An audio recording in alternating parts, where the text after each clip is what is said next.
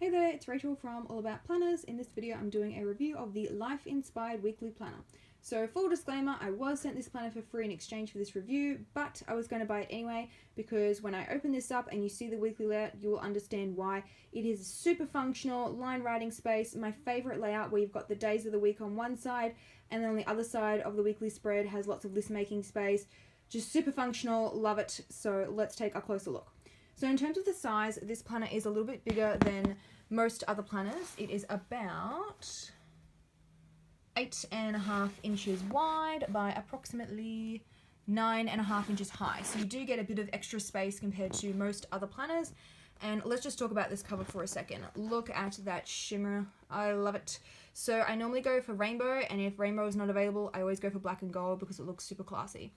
So in terms of the size, it is about 1.5 centimeters thick, not too bad, and you do have a little bit of space on the coil if you want to add stickers. Is wire binding, so super sturdy, and the cover is quite thick. It's not cardstock. It's sort of, I don't know what this material is actually. It's kind of like chipboard slash thick cardstock slash really pretty printing on the cover.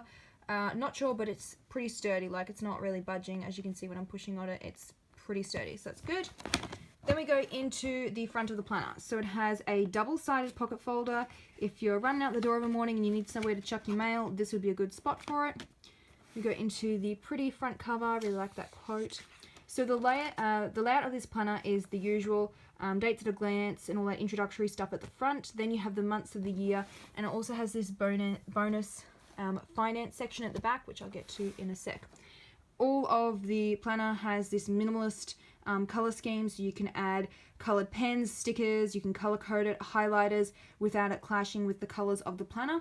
I used to avoid planners like this because I thought they're a bit plain, but when you do add quite a bit of color to them, it actually makes it look a lot nicer because the colors you use don't clash with the colors of the planner.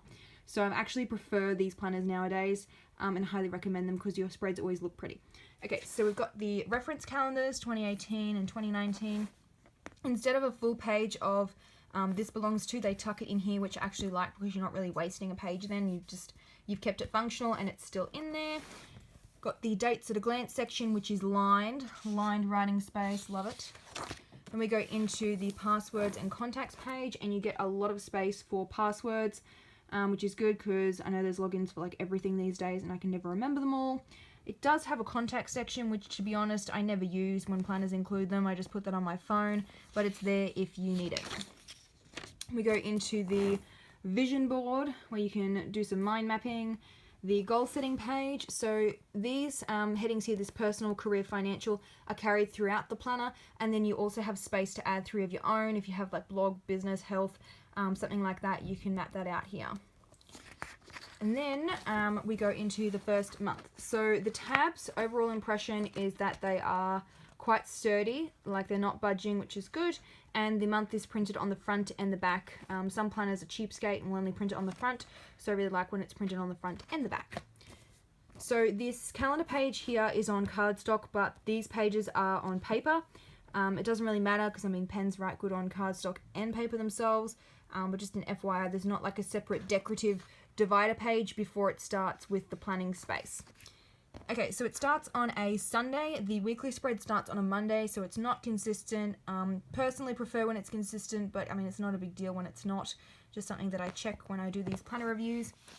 And we have lined writing space, as you can see, which is brilliant because normally I avoid one-page monthly calendars because they tend to not have enough room to write.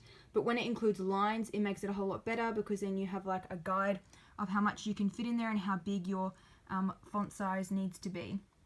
Also has the US holidays pre-printed because this is a planner made in the US. So after I reached out to Lona, however it's pronounced, I'm probably doing it wrong, sorry. She opened up shipping to Australia, where I live, if you're wondering why my accent sounds a little funny, and also Canada. So you don't have to only live in the US if you'd like this planner. She's now shipping internationally as well. So in terms of the rest of this calendar, very functional, like that it's not just wasted space. She's converted this into a don't forget section, which is continued throughout all the other months of the planner as well. a nice quote for each month, which is different for each month as well. And then you've got the previous month's dates at a glance calendar and then the next month's to refer to. Now this monthly planning page is so functional, I love it. So you've got those personal, career and financial, which are carried through from the annual planning page, which I showed before. Lots of note-taking space. These adorable little habit trackers. Absolutely love these. It's like decorative, but it's still functional. And I've not seen another planner do it in that layout as well. And most of them don't include habit trackers within the planner. On the monthly planning page, I usually have to use one of my own printables for that.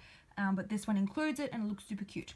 A focus on section and then the other 3 goals, which again carried through from that annual planning space where you can choose which ones that you want, and the little checklist boxes that you can fill in. So if you're anything like me, you like to track where you're up to, makes you feel a bit better like you've actually done something when you track the progress rather than just tick it off at the end.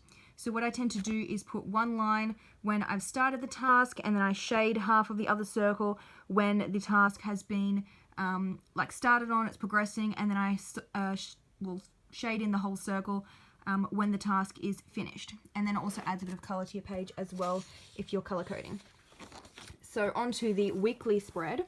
So we have this super functional layout in my favorite style with the days of the week on one side and then lots of list making space on the other side. So let's look at this side first. So we've got to do, call, email. Love this top 3. I always do a top 3, so it's already built in there for you. And all of these little circle check off again, like on the monthly planning page. The daily gratitude section, which to be honest, I don't normally like track that, so I probably cover that up with a header sticker. Maybe like eat that frog, you know, the most important task for each day of the week. You've got meal planning space, and it's got 2 lines for each day. So if you're planning lunch and dinner, you can do that on a separate line. So that's always good because not many planners that include meal planning space include enough writing space. It always goes a bit stingy and then you run out of room and it's really annoying, but this one has plenty of space, which is brilliant. Quick note section and then bills/spending. Or you could just use this for overflow of tasks if you track your bills elsewhere like I do. I just use a bill payment printable, so probably just continue using that as checklist space because you can never have too much of that. So the week is printed up the top here, which is great because when you're flicking through you can find it easily, getting tongue-tied. So each day has lined writing space, which is brilliant. This super cute little hydrate tracker and an exercise section. So the line spacing of this planner is really good. It is about 0.25 inches, a little bit less, which is not too big, not too small. I'd say it's just right. You can fit a lot on the page without having to write like an ant, and you're also not wasting space by writing too big. The other thing that I'll note is that this planner has Saturday and Sunday sharing the same amount of space as one of the other days of the week. So if this is going to be an issue for you, you could always use the quick note section or turn this into one of the other, like make this your Saturday and this your Sunday section if that's going to bother you. There's plenty of space for like overflow tasks if you need it. So it's going to be the same the whole way through, except I'll just show you, probably know what I'm going to be looking for. For December monthly calendar, this one does my pet hate where the boxes are split into diagonally. I always find that a bit annoying because, I mean, it makes this planning space kind of useless. I can't really fit anything in a triangle. It's such an odd shape to write in. So it would have been better if the planner had the lines continued up here and it went 30 and then 31st and then start the don't forget section from here. That's just my personal preference. I really just, it's my pet hate with planners when they do that. But you could always get some white out and just line through that and white out the date and then just start it again up the top. Just FYI. And there's also the different don't forget section throughout the other months of the planner. So that space does vary, but you still get functional space no matter what the layout is. So if I go to the finance section at the back, just before that we've got the year in review section, which is always handy because most planners just chuck some line notes pages in there and call it a day. And to me that's a bit slack. Like, I like structured planning pages, so I really like when they include this space where you kind of feel like you are forced to do it because otherwise you're wasting paper. And I mean, you should do it anyway, so this is a good idea.